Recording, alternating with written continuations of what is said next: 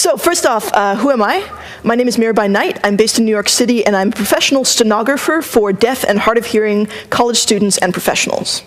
About 6 years ago, I got really frustrated with my proprietary steno software. It was like $4,000, 700 bucks a year for upgrades, really buggy, bloated, terrible DRM. It was just driving me nuts, right? So I decided there needed to be an open source alternative to steno, professional, real-time computer-connected stenography. So I figured no one else was going to write it if I didn't do it myself. I tried to find a Python tutor, and I was extremely lucky to happen upon Joshua Lifton, PhD, recently of the MIT Media Lab, who started out tutoring me in Python, and then got so wrapped up in the project that he basically came to me and said, listen, I'll develop this for you. You can pay me whatever you can afford, but I want to make this happen.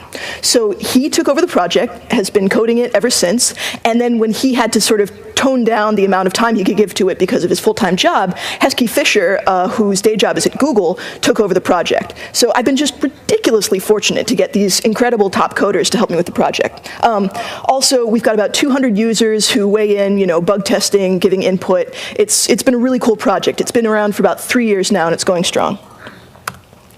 What is stenography? It's a phonetic mnemonic text input system.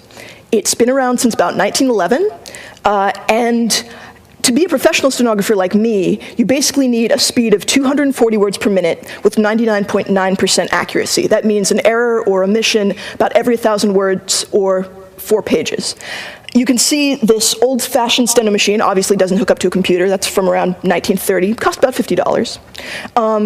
This much bigger sort of split ergonomic steno machine, which is the one I use professionally, costs $4,000. But this one down here, which just looks like a regular QWERTY keyboard, except for some mysterious rectangular keys pasted onto it, costs about $50 for the keyboard and $20 for our laser-cut steno keys, which we sell through the Plover store. That is the main innovation of Plover, that we're basically cutting the hardware cost from $4,000 down to $50. But why should you care? You're all developers. I'm not. I'm still trying to learn Python, but it's a hard slog. And when you think of stenographers, you probably think of, old-fashioned ladies with buns in their hair, like sitting in the courtroom going, la, la, la, la, la. Why should you care? It's not interesting, it's not cool, it's not useful. But you're wrong. Steno is good for a ridiculous amount of things. It's incredibly elegant, useful, efficient. I won't really go into all the details of these 6 things here. I wrote a series of essays detailing each one of them. Speed, wearability, ergonomics. If you're interested in them, check out the link from my PyCon speakers page. But I'll go briefly into paying work and accessibility for people with disabilities. Mostly I'll focus on the last one, which is fluency and efficiency of text entry, which is why you guys might care. So this speech will have sort of a 2-pronged approach. First, I'm going to give you the hard sell to try to convince you that you, as a coder, should learn steno to write code, blog posts, emails, novels, whatever you want to do with it, that it's incredibly useful and that you personally should learn it. That might work for some of you, probably won't work for all of you. So at the end of that section, I'll go on to sort of talking about why you might care about steno being out there in the world in general, even if you don't personally learn it, why it's really important that other people have the opportunity to use it. This is just the steno alphabet. I'm not going to go into details, but my slides are up on the page, so you can check this out at your leisure later. The steno keyboard has 22 keys. Basically, it's a 2-dimensional syllabic input system, as opposed to the QWERTY system, where obviously you take any word, break it down into its component letters, and then type out each letter one by one. With steno, you input each syllable in a single stroke, though sometimes you can actually get more syllables per stroke, depending on the word. So the left hand handles the initial consonants of the word, the right hand handles the final consonants, and the thumbs handle the vowels in the middle. There's no space bar. Each stroke is submitted after all of the keys are released. And most words can be written phonetically. One example here is straps. You can look on the steno keyboard. S-T-R-A-P-S. You hit all of those together in one stroke, and it comes out straps. Very intuitive. Now, Plover is unique, as opposed to all the other proprietary steno software, in that it is essentially a keyboard emulator. Most proprietary software is a word processor, and if you want to interact with the rest of the OS, it's in this very sort of awkward sandbox system with lots of delays and convoluted things. It's very inconvenient. But Plover is stripped down and designed just to let you interact with your system as if you were using a QWERTY keyboard. So for an example, if you wanted to do a two-syllable word, you start out with pi, P long I, pi, and you get the word pie, P-I-E. Then you add on thon, and suddenly Plover will delete the I and the E of pi and send out Y-T-H-O-N to get Python. Very simple. As I mentioned, there are some words which you can write in a single stroke, even if they're 10 letters and 4 syllables long, such as deplorable, D-P-L-O-R-B-L, deplorable, peripheral, P-R-I-F-R-L, peripheral. I'm going to, oh, yes, question? Go back to deplorable? Yes. Are you confused about why there's no D on the left side of the keyboard? Yes. I guess I should have mentioned that since the steno keyboard only has 22 keys, the letters that don't appear are produced by specific chords. So in this case, TK is D, HR is L, and down here, EU is I. You can see that in more detail if you look at the steno alphabet that I posted earlier. So I'm going to show you an example of me inputting a very small snippet from Codecademy, which I'm trying to use to learn Python, with steno. But just to keep in mind while you're watching this, it took 143 keystrokes to do the same amount of code in QWERTY, whereas it took 54 keystrokes to do it in steno. All right, let me rewind here. Down below, you can see the phonetic equivalent of the steno that I'm writing.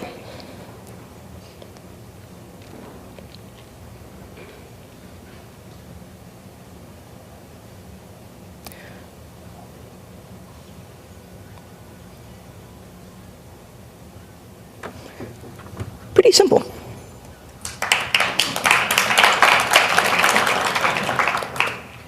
right, let me go back here.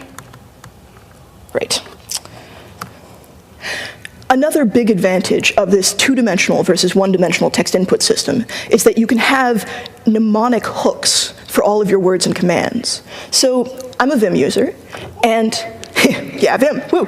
And you know, most of these sort of one-letter commands in Vim are sort of intuitive. You know, back is go back one word. That makes sense, right? But you know, R is used, say if you want to record a macro, right? R is used for replace a letter. M is used for mark my spot. So you have to have these weird convoluted things like record macro with a Q. It doesn't really work, because you only have one letter to sort of hang your mnemonic hook on. Whereas with steno, since you have an entire syllable per stroke, you can do really complex commands like glurch for launch browser and perform a Google search, or quarn, short for quarantine, which, you know, when I make an error in Python, or in Plover, I can cut that highlighted text and append it to a document that I review later to help fix bugs in Plover's orthographic system. Now, I might have convinced some of you that steno is cool and useful and efficient and awesome, and you want to learn it. I might not have. But I want to make the larger case that steno is really important to have in the world, the altruistic argument.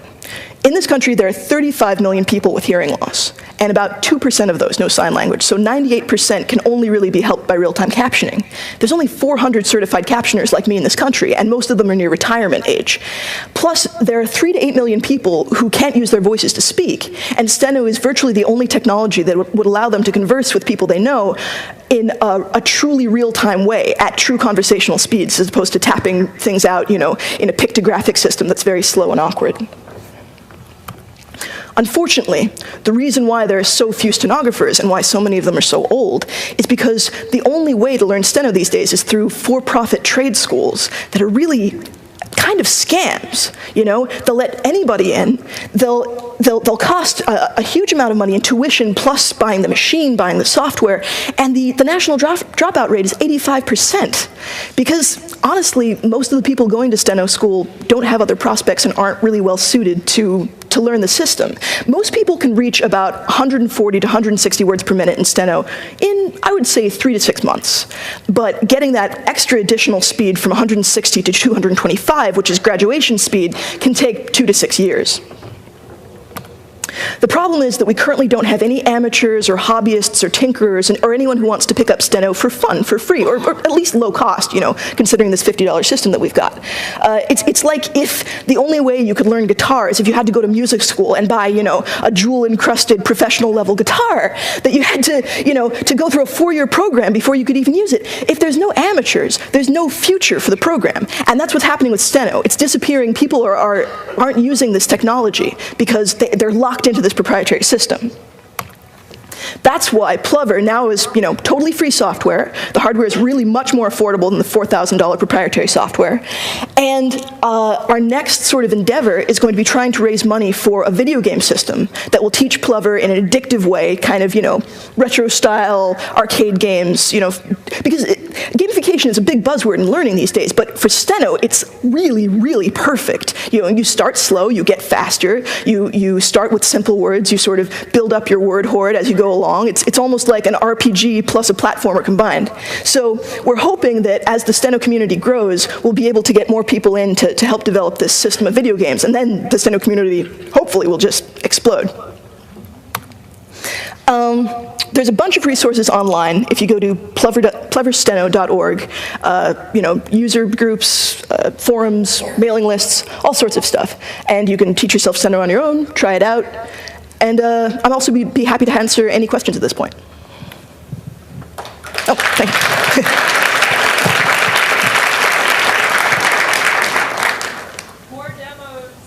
More demos? Okay. Or questions.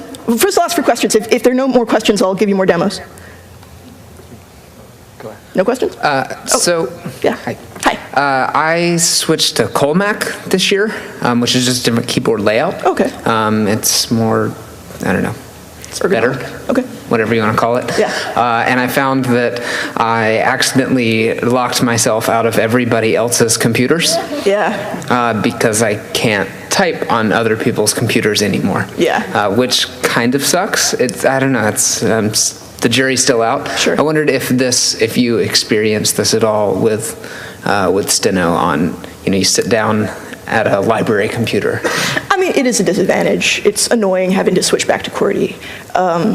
We're currently looking at possible commercial solutions for low-cost, very portable steno machine that you can just plug into any computer and it'll work as a QWERTY keyboard, sort of emulate a QWERTY keyboard without having to install any software, which I think will, I mean, you know, it's annoying having to carry a keyboard around, but that might be a sort of compromise solution.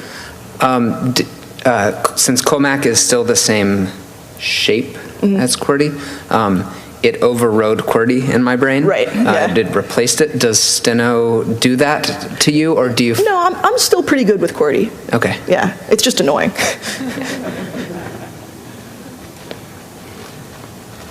Hi.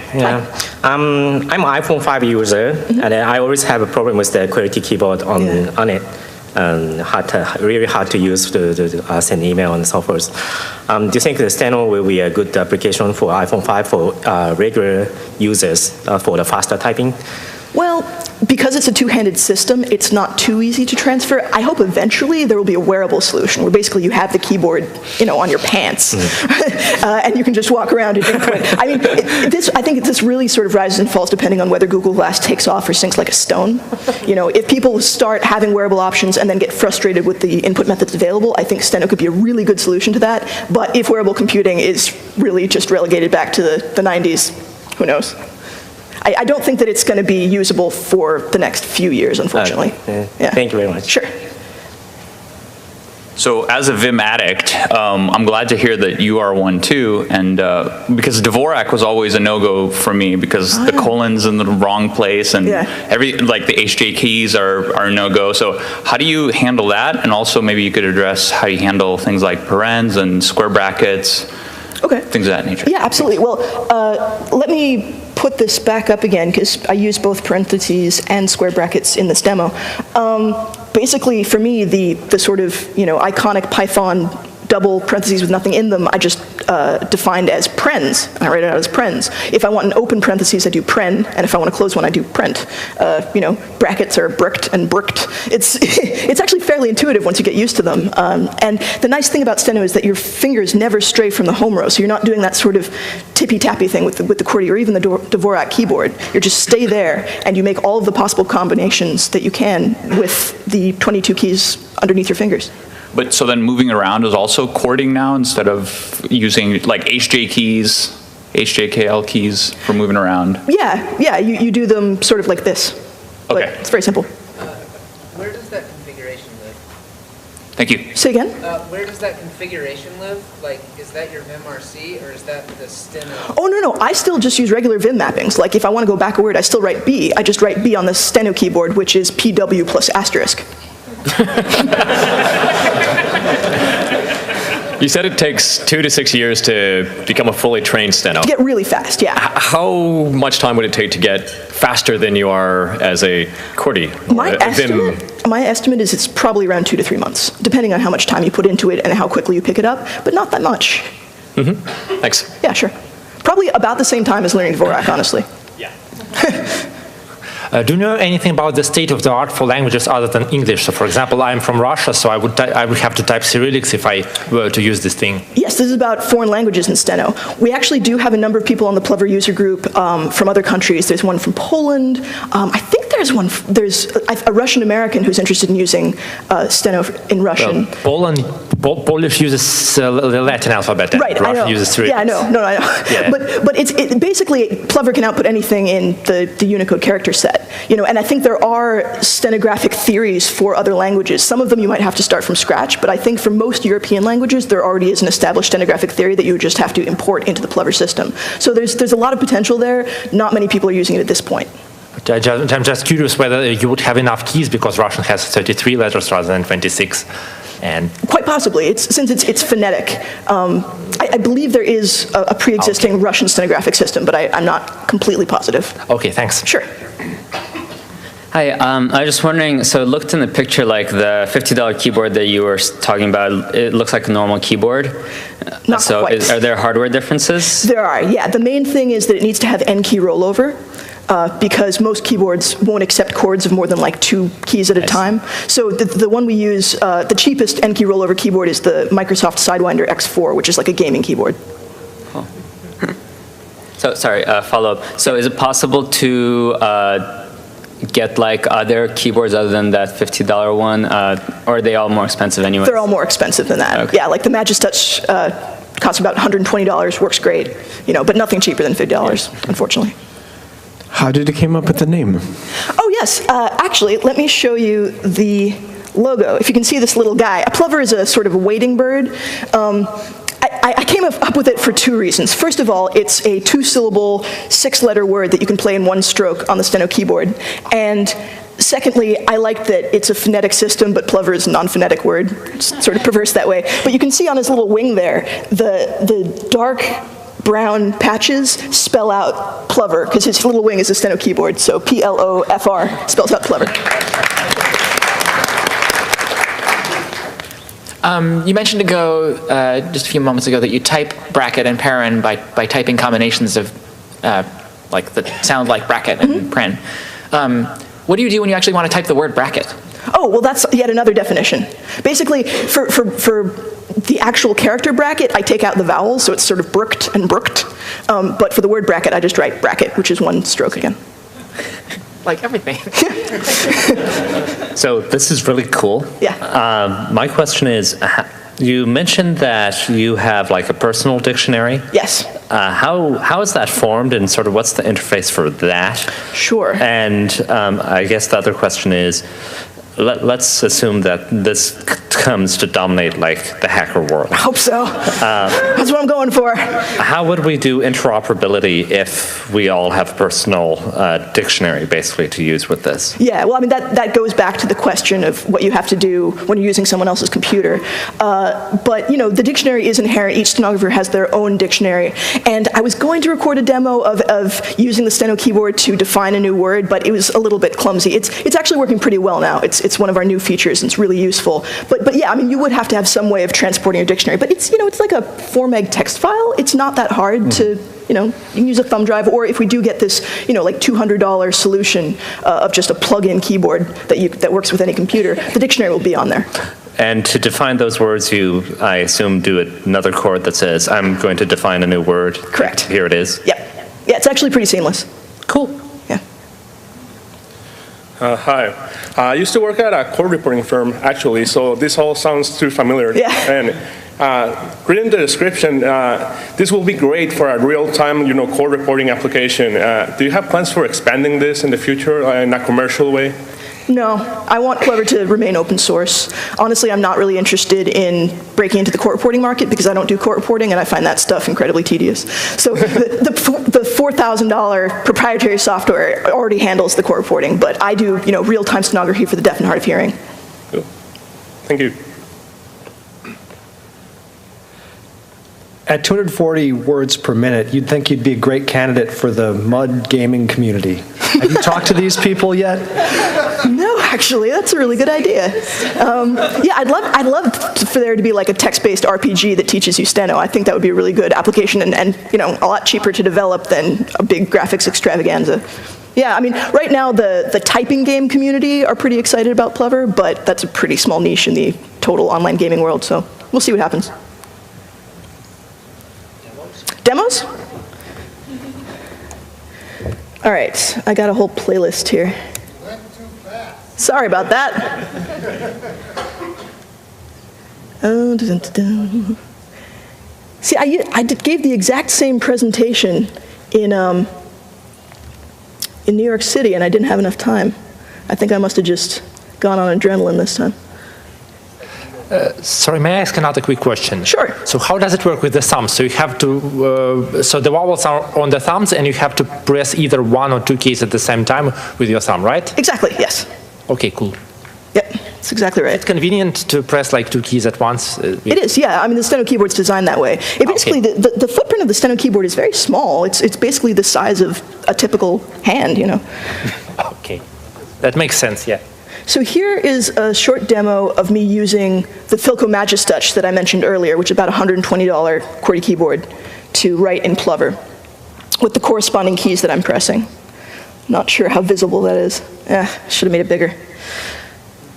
Let me give you another one. Here is the online typing game that I mentioned. It's called Type Racer. Are you the world record holder? I'm not actually. I get too nervous. The guy who's the world record holder on Type Racer is a QWERTY typist, but he's just, I know, it's ridiculous, right? Honestly, I get too nervous and I get sort of hung up on it. I'm pretty close. Like, I think I beat him in several races, but he's just really focused. But I certainly beat Jumbo here. Jimbo, whoever it was. And here's another application that I can't really give you the benefit of the voice particularly. This is a demonstration of how Plover can be used to speak at a normal conversational pace. You can see that I'm triggering the speech engine manually, but while the computer is speaking the previous sentence, I'm able to write out the next one, resulting in a smooth and even flow of speech. This demonstration uses eSpeak, which is a free program included with Linux. But Plover works with all real-time text-to-speech engines, and can be used to do virtually anything a QWERTY keyboard can do. Why is it so much faster and more efficient than QWERTY? On a steno machine, an entire syllable, word, or phrase. Anyway, that's a small example of how people can use Plover to speak if they can't speak with their voices, whether due to surgery or whether they have, congenital malformations or whatever, which is a surprising number of people. And it's very difficult for them to converse in a conversational pace without a real-time system like this. So, another question? How big is the dictionary you use? My dictionary is currently about 106,000 words, though there are dictionaries that are 200,000. It's a good starter dictionary. I use my own dictionary as the sort of Plover default dictionary, which people can then download and alter and add to at their heart's delight. I was wondering if it's not too deep of a hole to fall into. how do I ask this? Is it emulating an input source, essentially? So as far as your computer is concerned, these are the letters that you typed? Yes, absolutely. Okay, so and then it's designed to have different types of output for different systems that expect things, or No, it's just a QWERTY keyboard emulator. Okay. It sends out, you write the letter in one stroke, but then it's the one that does the work of converting those into individual letters. And then in the example that I showed where I wrote pi and it said pi, and then I wrote thon, it deleted IE and then sent out THON. So it's basically using delete tokens and send tokens. Okay, so it is actually like piping out a couple of backspaces. Exactly. And then, okay. Yeah, so it's really transferable to just about every program. Cool. Yeah. How would you compare QWERTY to steno for hand strain? Because it looks so elegant and just like absolutely. gentle. It's something I didn't go into too much, but the ergonomic argument is a really powerful one. I started out as a QWERTY transcriptionist, and I could type around 110 words per minute, but after doing that for 8 hours a day, my wrists, my hands were just killing me, and I was worried. At the time, I was in steno school, and I was worried that I would just jeopardize my entire career by, burning out my hands. And as soon as I switched to steno, it was miraculous. I mean, I do use the split ergonomic steno keyboard, but it's much more like playing the piano than playing a typewriter. You're stroking, and then you can relax, and then you stroke, and then you can relax. So you're not constantly moving your fingers without, any cessation, and you're not keeping that tension in your fingers. So I can type, at around 200 words per minute for 8 hours without a break, and I don't feel any pain at all. I was just curious if there are any special cases where it breaks, like words like there, and there, or anagrams, or like is yeah, there homonyms are handled really well. I mean, you have to sort of either make up or learn the specific rules of differentiating them. But yeah, I don't have any issues with homonyms particularly. Awesome. Yeah, thank you. Sure. Hey, I just thought of another one. So you know how like when you learn a totally new skill, right? There's sort of a point, like a ramp-up period where you like have to devote yourself and be disciplined to learn the skill. And there's a point where like you're hooked, right? And like from that point on, it's all coasting. It's all like, okay, you want to learn more of the language, you want to learn more of the vocabulary. Whatever. Yeah. So if you were speaking to a person who's like grown up on QWERTY, like what does it take to get to the like, okay, now you're obsessed, like you've got to learn how to do this point? Yeah, that's a really good question, and it is quite variable. There is a fairly steep initial learning curve. You can type really simple phonetic words like cat and straps once you learn the QWERTY keyboard, but there's a certain point where the frustration sets in and you're writing words that you think are phonetic and they don't necessarily translate the way you want them to. We're definitely working to make that much easier, having sort of a prompting system that if you type out a word letter by letter, it'll show you the equivalent steno chord for it.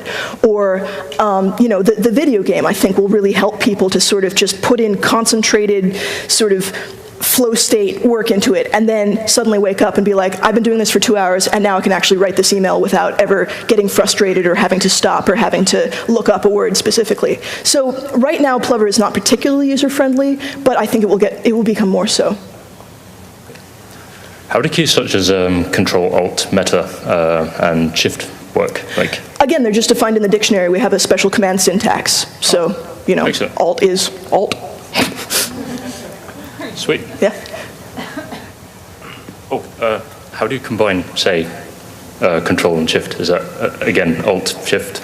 Well, I don't believe that right now we're able to sort of have a, hold down Shift while I write the next word, but you can sort of nest the commands in a single dictionary definition. So like, for me, Alt-Tab is tablet. So that'll just do Alt-Tab. But I think eventually we do want to implement sort of like a sticky key situation where if you write one, you'll know that the next one that's written will be combined with the previous. Thank you. Sure. Okay, I saw your demo where there was stenographic input and the output was valid Python calls of functions and so on. I didn't understand how that works because are you using pre-canned special things that you trigger, or are you really freely programming with brackets and braces and curly things and all the punctuation? Well, one thing that's really great about Python, as you guys know, is that it's very readable. It doesn't use that much specific syntax or punctuation that isn't common in English speech. So, you can see a lot of these things are just simple English words. Original is org, lower is lower, word first, print first, all of these commands. I did define raw input as ripped, which was raw _ input parentheses open quote. So that's a single stroke for that specific Python command, but that's something that you'll use, all the time. So it's worth defining it once and then being able to do it in a single stroke. Similarly for variables, if you come up with a specific variable that you know you're going to be writing in your program many times over, you can just take a second, define it as a one-stroke mnemonic syllable, and then every time you reference that variable in the future, you just have to do that one stroke to get it. Okay, I was just wondering whether I can write a new program which is not yet defined, and I have certain identifiers which are new and all of that. Absolutely. Okay. Yes. I'll try it. Thank you. Yes, it's pretty simple. Anything, again, basically you can output anything that the QWERTY keyboard can. So you just have to know what strokes correspond to which letters or punctuation or whatever you're using.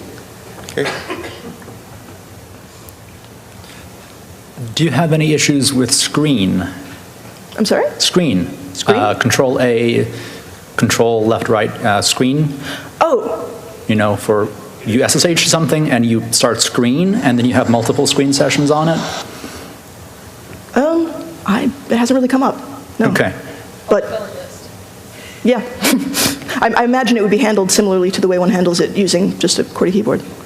But there's a lot of meta key combinations that one uses with screen. Okay.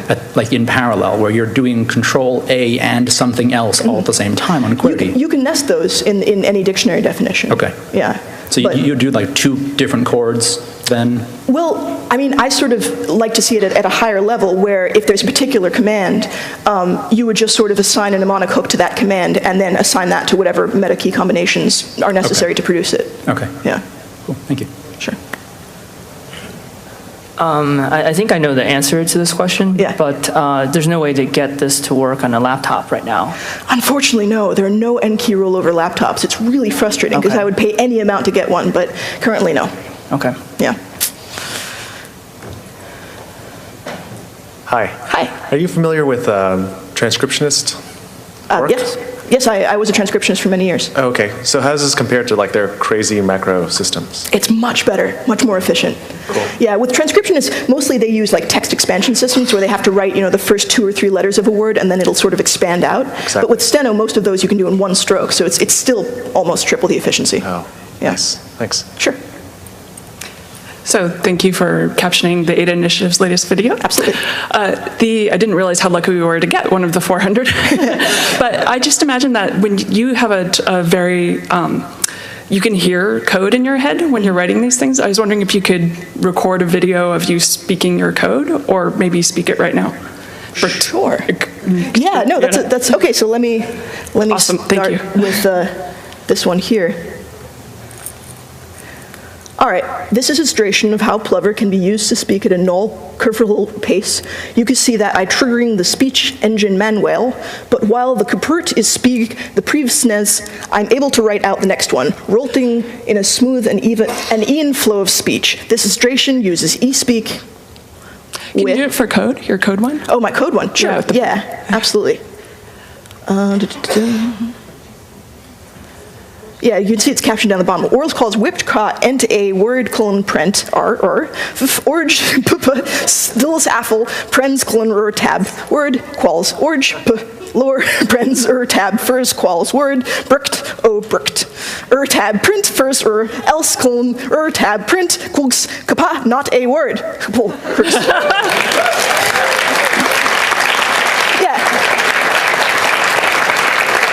That is literally what's going on in my head as I'm writing steno. So, there you go. No more questions?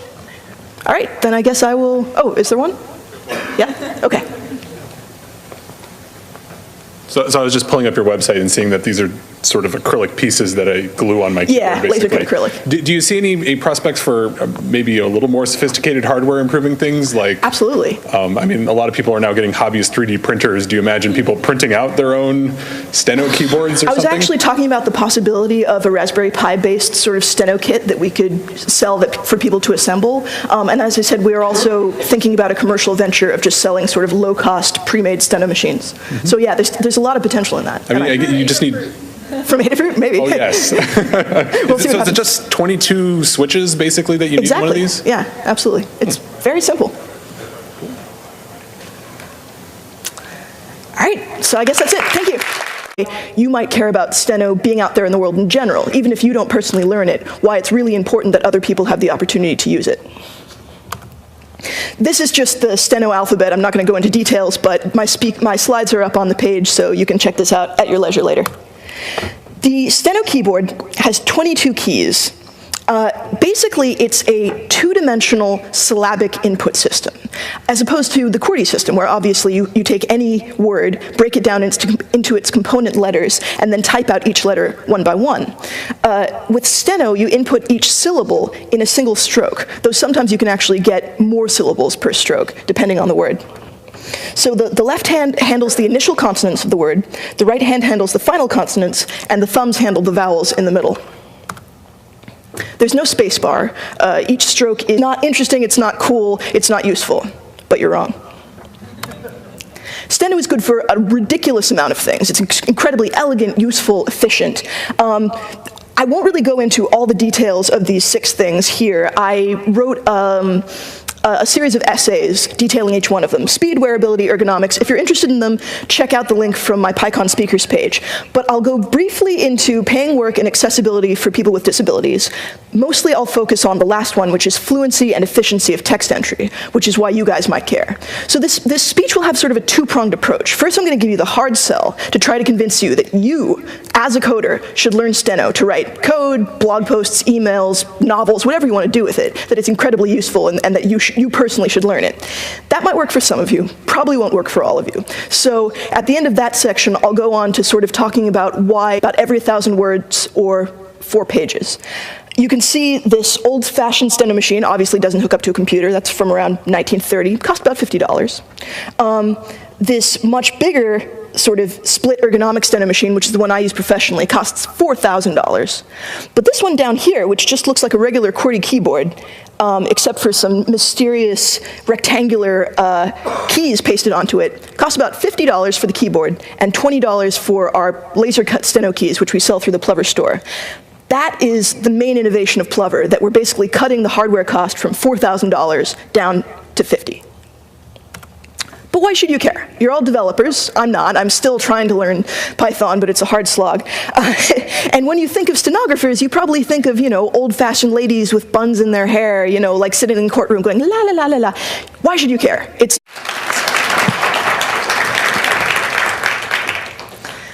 Howdy. So first off, who am I? My name is Mirabai Knight. I'm based in New York City, and I'm a professional stenographer for deaf and hard of hearing college students and professionals. About 6 years ago, I got really frustrated with my proprietary steno software. It was like $4,000, $700 a year for upgrades, really buggy, bloated, terrible DRM. It was just driving me nuts, right? So I decided there needed to be an open source alternative to steno, professional, real-time computer-connected stenography. So I figured no one else was going to write it if I didn't do it myself. I tried to find a Python tutor, and I was extremely lucky to happen upon Joshua Lifton, PhD, recently of the MIT Media Lab, who started out tutoring me in Python, and then got so wrapped up in the project that he basically came to me and said, listen, I'll develop this for you. You can pay me whatever you can afford, but I want to make this happen. So he took over the project, has been coding it ever since, and then when he had to sort of tone down the amount of time he could give to it because of his full-time job, Heskey Fisher, whose day job is at Google, took over the project. So I've been just ridiculously fortunate to get these incredible top coders to help me with the project. Also, we've got about 200 users who weigh in, bug testing, giving input. It's been a really cool project. It's been around for about 3 years now, and it's going strong. What is stenography? It's a phonetic mnemonic text input system. It's been around since about 1911, and to be a professional stenographer like me, you basically need a speed of 240 words per minute with 99.9% accuracy. That means an error or omission